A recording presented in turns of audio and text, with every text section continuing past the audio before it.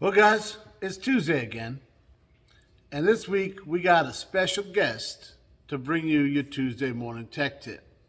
So, without further ado, here we go on location with Kevin. Action. The whistle and the clap. Got it all. All right, for your Tuesday tech tip. All right, Chaz, let's get serious because this is serious business. Absolutely. So, this is a boat rug, right? Boat rugs take a beating, especially if you're in a saltwater environment. But this can work on carpets in your house. This can work on floor mats in your car. Like your old lady at the house, does she have a rug in front of the sink? Mm-hmm. This can work for that too. Do you ever step on it and fall and slip because there's no anti-skid on the back? I've never fallen or slipped, no. Because you've probably never been in the kitchen. So anyway, this rug for my boat is $1,400 to replace, right? And check it out. It's got like this rubber backing on it. Keeps it from slipping. Are my fingernails trimmed? Very nice. Nice, thanks. But saltwater environment takes a beating, right? So this boat's a 2016, and check out around the edges. Like this rubber gets real brittle. You can see it's all coming off around there, yeah, too. it's coming off. You can see right here, like, see all that crap right there? Well, I found a way, because this one was the same way. I found a way to kind of refurbish it and give it that rubber backing again and keep it from falling apart. Because, let's face it, if it's in a white boat and you got all this powder, I mean, it's not real attractive. No. And if it's a car mat in your car, it's all over the carpet. It's I'm trying not to say the F word. It's freaking garbage. It ain't no good. It ain't no good. So I found this trick, which you're never gonna believe it, but it works amazing. You might say to yourself, "What is that? What is that on there?" I mean, it's like the same texture. Like exact, you can't even tell. What is that? You're never gonna believe it. Check it out. As seen on TV, flex paste. Oh, sweet. Dude, you can make a boat out of The screen door. screen door. Yeah, absolutely. So check this stuff out. But wait, there's more. But wait, there's more. And this jug was like $19, so it's not cheap. It's cheaper than $1,400 for the carpet, though. And apparently it dries out really quickly. Cut. You take a little flex paste. You don't need a whole lot.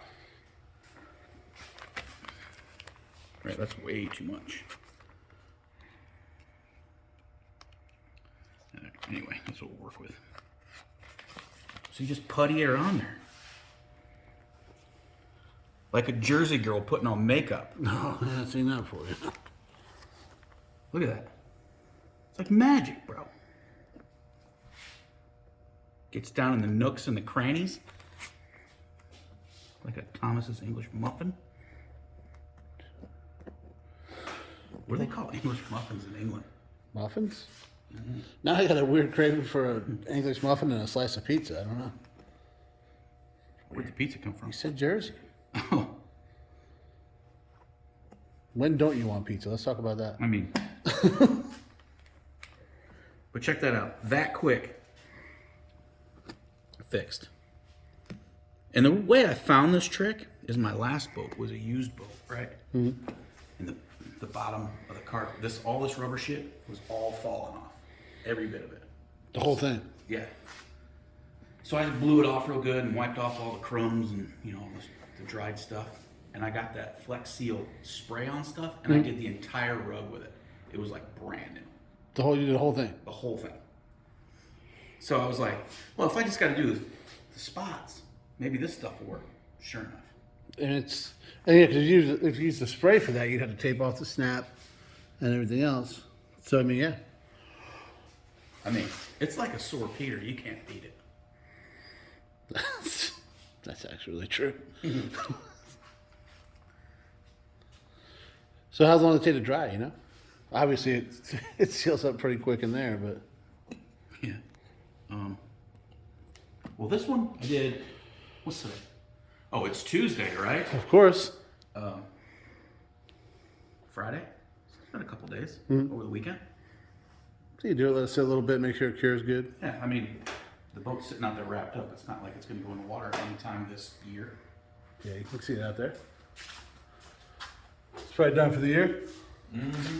If not, it'd be real hard to ride it. We can get in there and, I mean, you can do it. we can get in there. But anyway, I think this is a pretty valuable tip for you and your viewers. And we all appreciate it. Now, That's it. Now you got to say thanks for watching. Thanks for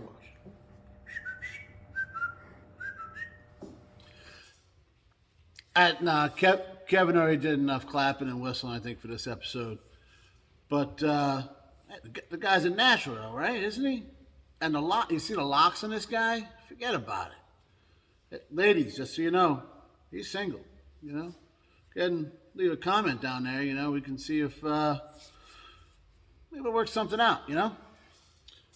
So me and Kevin were talking after we finished recording that, and he was saying that I asked if he heard about this somewhere or whatever, and he said no. Actually, he was just thinking things over. He thought about using rhino lining or undercoating because that kind of supposed to stay kind of pliable and spongy. But it does get hardened up after a while, and it kind of makes a mess and doesn't smell real good, and it bleeds through. And I don't want to do that. So he kind of just kept thinking different. That's how he does stuff. You guys have seen him on the channel a bunch. He's pretty methodical on how he does things. So he was cruising through Target or Walmart or something. I don't know. Probably trying to pick up on women because that was his little stomping grounds there. I'm saying, But just getting what he had to get, and he cruised through the aisle and saw, that Flex Seal stuff, the spray stuff. And he's like, man, wait a minute. This is probably gonna, this is probably the way to do it because according to commercials, as seen on TV, it doesn't bleed through, it stays pliable, all the stuff that he was looking for. And obviously it worked. He had the boat for a number of years afterwards, good to go. And then now he's got this one, and he's repaired that one. Hopefully he caught this one before it got nearly as bad as the other one, so he doesn't have to worry about that problem anymore. But it's just, it goes to show you that, when you don't always be alert.